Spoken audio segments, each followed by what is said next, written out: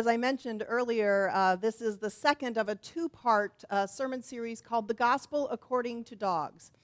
And this morning, as we look at the ways in which our dogs reflect our own behaviors, I am reading today from Paul's letter to the Romans, chapter 5, verses 6 through 8. And I'm reading from a translation called The Voice. When the time was right, the Anointed One died for all of us who were far from God, powerless and weak. Now, it is rare to find someone willing to die for an upright person, although it's possible that someone may give up his life for one who is truly good. But think about this. While we were wasting our lives in sin, God revealed God's powerful love to us in a tangible display. The Anointed One died for us. May God add blessing to the reading, hearing, and understanding of these words. So last Sunday, I shared quite a bit about our dog Daisy, who we just lost about a month or so ago. So today I thought I ought to give equal time to our other dog, Sheba. This is Sheba. She is a Shar-Pei mix. Whatever she mixed with took out her wrinkles. And, you know, she is really cute, but she's kind of stupid. And, you know, like some dogs, she does bad things. Well, we adopted Sheba shortly after our other dog, Cleo, who was a German Shepherd Golden Retriever mix. After she died suddenly, a friend of mine had adopted Sheba and rescued her from an abusive situation. And my friend was certain that Daisy needed a companion since Cleo was no longer with us. I'm not sure that Daisy agreed with her. She tolerated Sheba all of her life. Well, most of the time. Well, one day, a little over a year ago, when I was home alone with our two dogs, Sheba tapped on the back sliding glass door, which was her way of saying that she wanted to go outside. When I opened that door, Sheba trotted out into the yard, which at that time, the house that we were in at the time, the yard was pretty much dirt and dead grass. And she immediately dropped down to her side and started rolling in all of that dirt and dead grass. Well, I was absolutely furious because it was a warm day outside. So I opened up the door and I went outside and I slammed it back behind me because I didn't want Sheba to go into the house dragging all of that dirt and dead grass with her. Well, after brushing her off and getting her all cleaned up, I headed for that door to go back inside. And guess what? It was locked. When I had slammed it shut, the locking mechanism, which was kind of weird, dropped down and the door was tight as could be. So I thought, okay, I'll just go over to my laundry room door and get into the house that way. Well, yeah, it was locked too. So then I went to the gates on either side and found that, yes, they were locked with a padlock that required a key. So, needless to say, it didn't take long for me to realize that both Sheba and I were trapped outside in our backyard without a key, without a cell phone, and no neighbors outside to be found. Well, I spent the next 30 minutes trying to figure out how the heck I was going to escape my backyard, which in itself is a pretty hilarious story, and I'm going to save that for another time. But suffice it to say, I was not a happy camper. I was mad at that dog, and I was mad at her for being a dog, right? Because sometimes dogs just do things like roll around in dead grass. And Sheba, she was kind of clueless. She didn't have the slightest idea that she had done anything wrong and why I was so angry at her. And of course, Daisy was inside the house looking at us like, what are you people doing out there? Why don't you come inside? Well, you know, sometimes our dogs don't behave the way that we think that they should. And when that happens, they do things that make us cranky, frustrated, or angry, kind of like these dogs that I'm going to show you here. Sometimes they chew on their shoes. Now, this one says the sign says, "She put me on a diet, so I ate her shoe." Or the next one, who chewed up her own toys. It says, "I ripped the nose off of every toy I own, including these hedgehogs, forcing my mom to continually sew their faces shut." Sometimes our dogs dig holes. The signs on these two dogs says, "He digs holes," and the other one is pointing to the other one saying, "She digs holes." Sometimes they put their noses where they don't belong. I went into my mom's purse while she was asleep, ate a tube of bright red lipstick, and chewed up 3 $1 bills. Sometimes they think that human food is dog food. This one says, "I was trying to make sandwiches, but then I realized I don't know how." And other times they eat other things thinking that they are food. This guy says, "I ate the Easter bunny." Sometimes our dogs just misbehave in order to get even with us. This reminds me of Sheba with her Kleenexes. This little dog decided to empty out the Kleenex box. And other times they simply misbehave just because they can. This guy says, "I wasn't invited to Shakespeare in the Park, so I ate all the Shakespeare off the bookshelf." I'm not kidding. So yes, our dogs aren't always as well behaved as they should be, even though we do our best to train them to be good dogs. And so as I was preparing this message, I thought to myself, why is it that sometimes our dogs behave so badly? Well, just like us, there are a lot of reasons why dogs don't behave the way that we think that they should. Some misbehave because they've been abused, or they're bored, or they simply want a little bit of attention. Sometimes they misbehave because they haven't been properly trained, or their owners send them mixed messages which ultimately reinforce their bad behavior.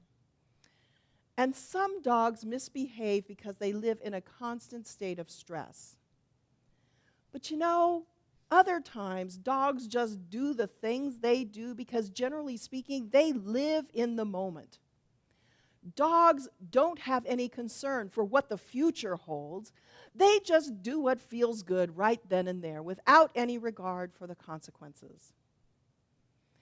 And in all of these ways, dogs are a reflection of us, which is another way of saying that the human condition and the canine condition are not very far removed from each other.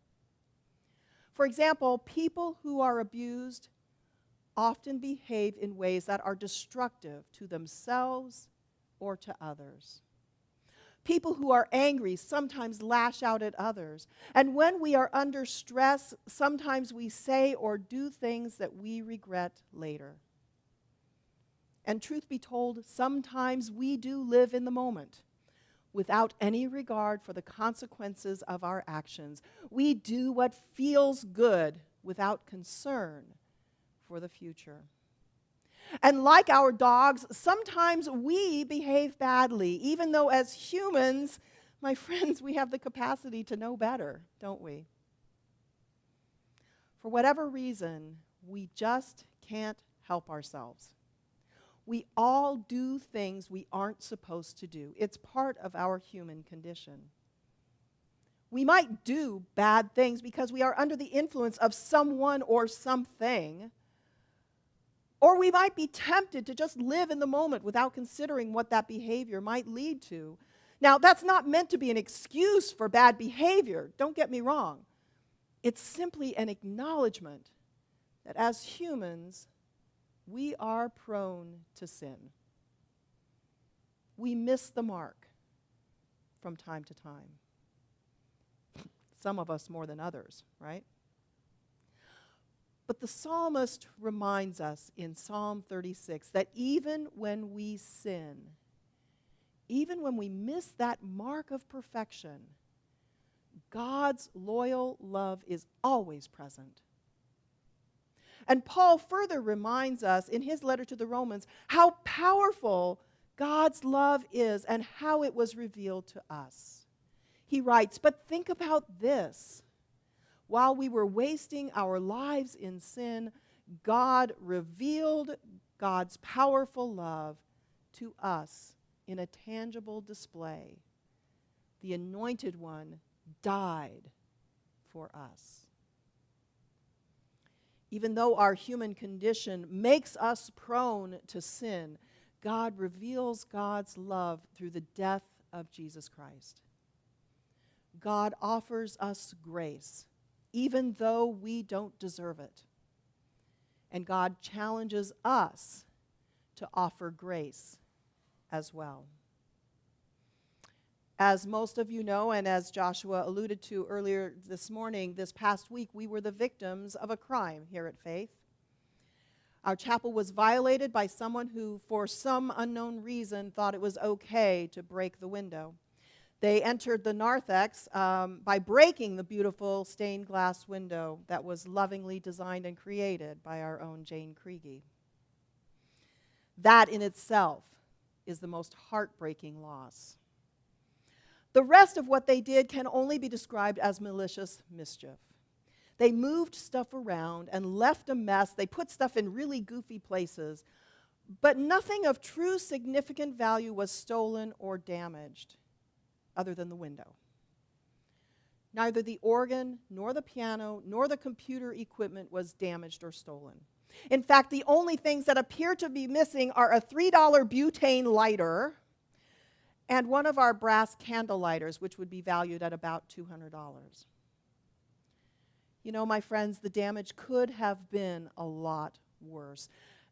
And I want to take a moment just of personal privilege to thank those who came on Friday morning and helped us to clean up that area and to clean up all the glass and make sure that our sanctuary was prepared for us for this morning. I also want to extend a special thank you to those who called and were not able to come that morning but expressed a desire to help out anyway. It just shows how we as a family come together when our home, our church, has been violated. And indeed, what that person or persons did in our sanctuary was a violation of God's house. There's no doubt about that. Their actions were sinful, plain and simple. And we are hopeful that the police will find whoever did this so that they can be held accountable for their actions. But, my friends, as followers of Christ, we cannot hold a grudge. We must continue to pray for the person or persons who invaded and violated this holy ground. We must forgive them for what they did because Christ forgave us and has forgiven us for the things that we have done and continue to do. Or as C.S. Lewis once said, to be a Christian means to forgive the inexcusable because God has forgiven the inexcusable in you. We must extend grace because in spite of our own bad behavior, God has extended grace to us as a gift without price.